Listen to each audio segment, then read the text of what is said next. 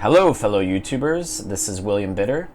We are going to talk about Bitcoin because today Janet Yellen suggested curtailing cryptocurrencies such as Bitcoin, saying they are mainly used for illegal financing. And what happened after Janet Yellen announced this? Well, we can see that just in the last day, Bitcoin is down 12%. So, of course, everyone, reacted to the news and panicked sold, which I just think it's just so interesting how people irrationally just react to the news irrationally. So, let's see what some intelligent investors that I like to follow on Twitter are saying about what Janet Yellen said. So, let's see. Cathie Wood. As chair of the Fed from February 2014 to February 2018, Yellen was on policy watch as Bitcoin soared from 1,000 to 20,000 in 2017. The fact that this week she focused on the risk of potential nefarious actors instead of the risk of U.S. monetary sovereignty is reassuring. Basically, she's reassured by the fact that all she's talking about is people using Bitcoin illegally. It would be a way bigger threat to Bitcoin if she was talking about it threatening the US dollar, essentially. So she actually said that this statement is pretty reassuring for Bitcoin. Cathie Wood is the CEO of Ark Invest, who they invest in innovative, disruptive technology. And they are pretty bullish on Bitcoin. Yassine, I don't know how to pronounce his last name, is basically Ark Invest's Bitcoin go-to guy, who I really like to listen to what he says on Bitcoin. And he said, "I'd be more concerned if Yellen denounced Bitcoin as a threat to monetary sovereignty. To criticize Bitcoin for facilitating criminal activities is to criticize one of its fundamental value propositions, censorship resistance.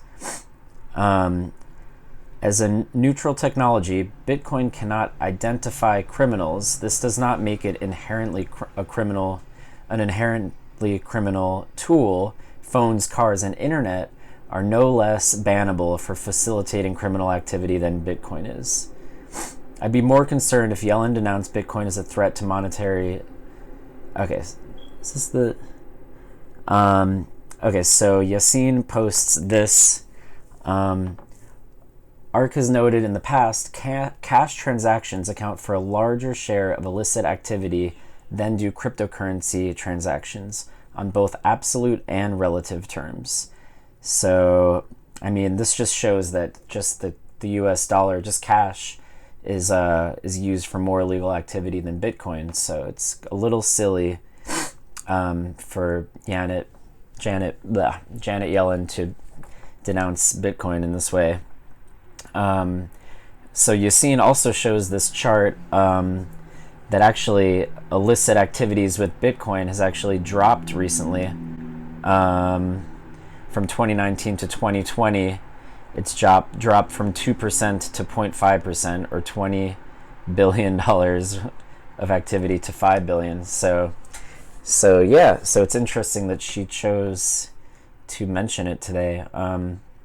Anyway, I would say that we're not really in any different place today with Bitcoin than yesterday, and it seems a little crazy that it's dropped 12% in a day, but that's Bitcoin. Volatility, that's what we asked for. I know I haven't talked about Bitcoin on this channel, but I've been getting more and more excited about it over the past couple months, as I think many other people have. As you can see from the price, just in the last month, it looks like Bitcoin is up 7,000%. Is that right?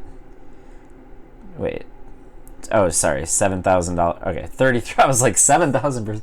It looks like Bitcoin is up 33% just in the last month, and the last 3 months, it is up 140%. So, anyway, I'm actually quite bullish on Bitcoin, and we'll talk about that another time. But right now, I would just say that while a Bitcoin crash is possible, I don't think that I don't necessarily think it's going to happen based on what Janet Yellen said.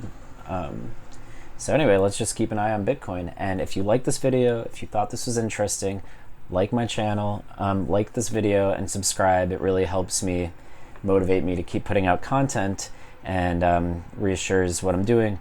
Also, if you're interested in Bitcoin, I would definitely follow Yassine. I want to say it's Almandri. I would follow this guy on Twitter because he talks about Bitcoin with such grace. So if you're interested in Bitcoin, that's your guy. If you're interested in some random guy on the internet, I'm your guy, and we'll stay in touch. Goodbye, YouTube.